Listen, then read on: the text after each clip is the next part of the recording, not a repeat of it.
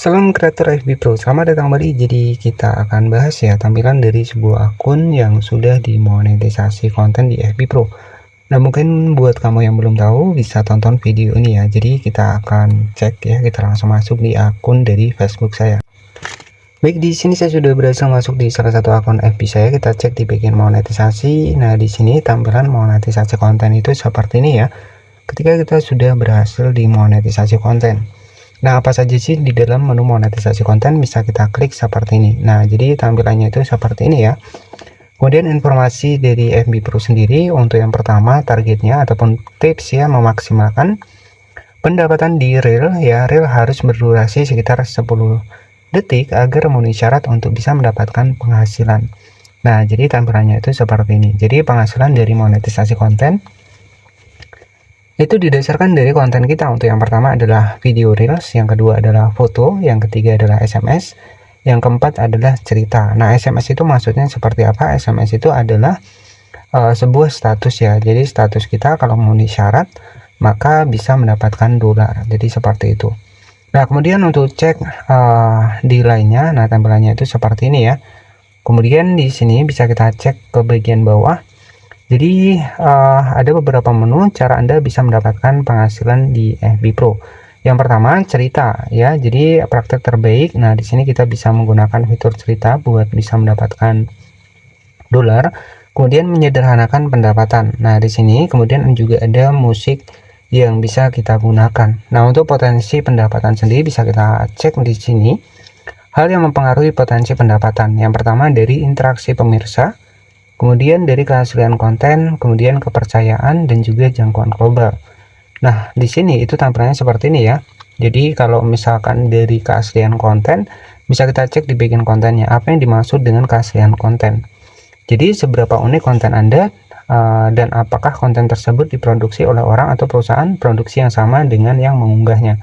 Jadi maksudnya adalah ketika kita membuat sebuah konten asli, itu adalah video yang kita rekam sendiri ya, kita edit sendiri baru kita upload ya, bukan hasil dari video kiriman orang lain. Kemudian bagaimana cara meningkatkan keaslian. Jadi orang-orang di Facebook ini lebih cenderung suka melihat konten yang unik atau dibuat oleh kreator yang membagikannya. Berusahalah untuk membagikan konten baru atau tambahkan sentuhan Anda sendiri pada konten yang terinspirasi oleh kreator lain.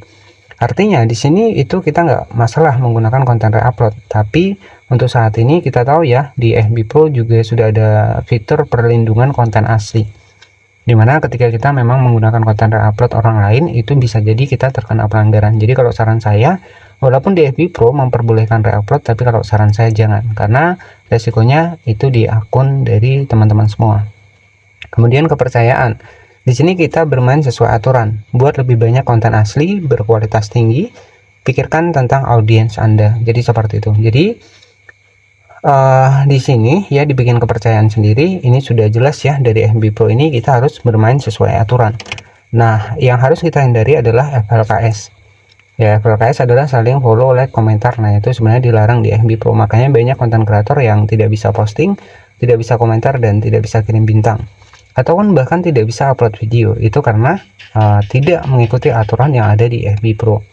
Kemudian buat konten lebih banyak konten asli berkualitas tinggi, artinya ya video kita harus HD. Kemudian pikirkan tentang audiens Anda, jaga konten tetap sesuai dengan semua orang. Jadi artinya ketika kita memiliki satu niche konten, misalkan yang jangkauannya itu tiba-tiba naik nih. Nah jadi misalkan kontennya seputar menanam tanaman, misalkan itu malahan viewsnya paling ramai, ya udah kita fokuskan di proses penanaman tanaman. Itu sebagai contoh saja. Jadi kita mengikuti gaya dari audiens penonton kita. Ketika mereka menyukai konten tanaman, ya kita membuat sebuah konten fokuskan di niche seputar tanaman. Jadi seperti itu. Nah kalau kita misalkan acak-acakan, yang pertama konten tanaman, kemudian konten mancing, yaitu kita nggak satu niche, itu beda niche, dan biasanya malahan viewsnya akan anjlok.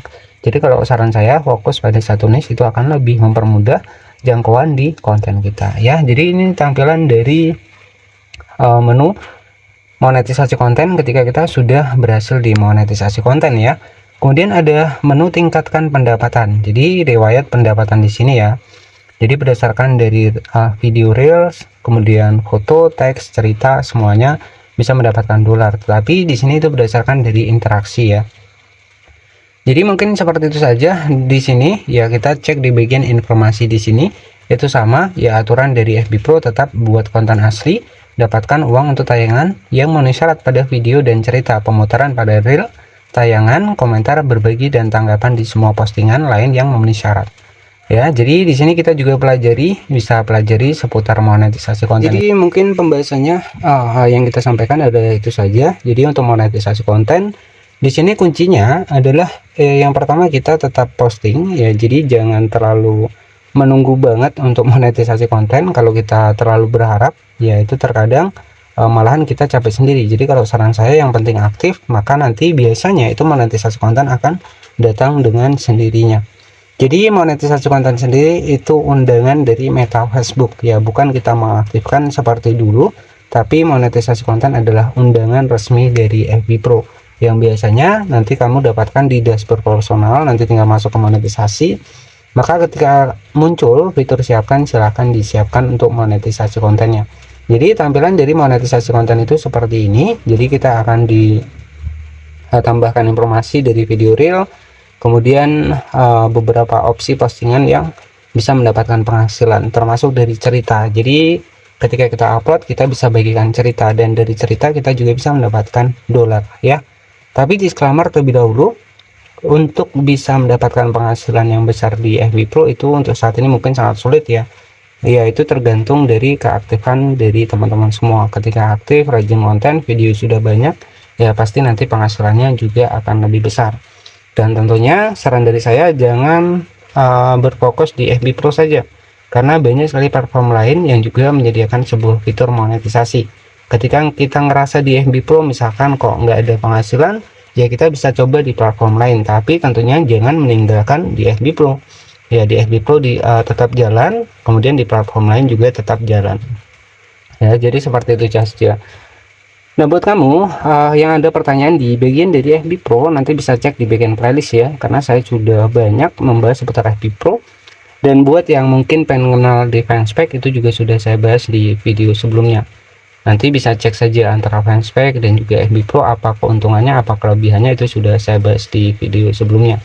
Jika ada pertanyaan, nanti silahkan tanyakan di kolom komentar ya, karena memang untuk saat ini itu banyak sekali yang mengeluhkan seputar undangan monetisasi konten yang belum muncul di akun kita padahal sudah aktif. Nah, itu sudah saya bahas ya di video sebelumnya. Terima kasih sudah menonton video ini dari awal hingga akhir, dan tentunya ya jangan lupa juga buat kamu yang mungkin sedang mengejar monetisasi, tetap konsisten dan kita fokuskan di video reel, karena pada dasarnya untuk di FB Pro memang kita disarankan untuk menggunakan video reel ya, artinya di 9:16 untuk rasio dari videonya. Terima kasih sudah menonton, jangan lupa subscribe, dan wassalamualaikum warahmatullahi wabarakatuh.